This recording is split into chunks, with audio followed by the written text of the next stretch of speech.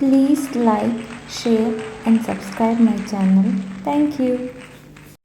ನಮಸ್ತೆ, ನಾನು ನಿಮ್ಮ ಪ್ರೀತಿಯ ಸ್ವಾತಿ. ಸಬ್ಸ್ಕ್ರೈಬ್.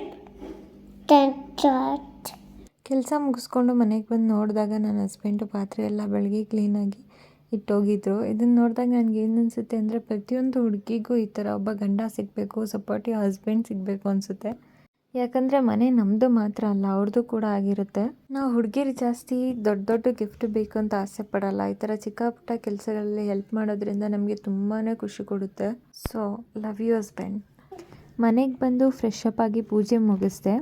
ಮತ್ತು ಇತ್ತೀಚೆಗೆ ನನಗೆ ಜಾಸ್ತಿ ರಾಯರ್ ಫೋಟೋ ತರಬೇಕು ಅನ್ನಿಸ್ತಿದೆ. ಎಲ್ಲೋದ್ರೂ ಬರೀ ರಾಯರ್ ಬಗ್ಗೆನೇ ಕೇಳ್ತಾ ಇದ್ದೀನಿ. ನನಗೂ ಕೂಡ ರಾಯರ್ನ ನಂಬಬೇಕು, ಪೂಜೆ ಮಾಡಬೇಕಂತ ಎಲ್ಲ ಅನ್ನಿಸ್ತಿದೆ. ರಾಯರ್ ಫೋಟೋ ಮನೆಗೆ ಬರಬೇಕಂದ್ರೂ ಕೂಡ ಅವ್ರ ಅನುಮತಿ ಇರಬೇಕಂತ ಕೇಳಿದ್ದೀನಿ. ಮತ್ತು ಸ್ವಲ್ಪ ಟೀ ಕುಡಿದು ಅಡುಗೆ ರೆಡಿ ಮಾಡಿಕೊಂಡೆ. ನಾನಿಲ್ಲಿ ಮಾಡ್ತಿರೋದು ಗಣಕೆ ಸೊಪ್ಪಿನ ಬಜ್ಜಿ. ನನ್ನ ಮಗ ಮನೇಲಿ ಇಲ್ಲದೆ ಇರೋದ್ರಿಂದ ಜಾಸ್ತಿ ಏನೂ ಕೆಲಸ ಇರಲಿಲ್ಲ. ಅವನಿದ್ರೆ ಗೊತ್ತಾ, ಮಕ್ಕಳು ಮನೇಲಿದ್ದರೆ 108 ಕೆಲಸ ಇದ್ದಂಗೆ. ಅಡುಗೆ ಮಾಡಿ ಊಟ ಮಾಡಿ ಮಲ್ಕೊಂಡೆ. ಇಷ್ಟೇ.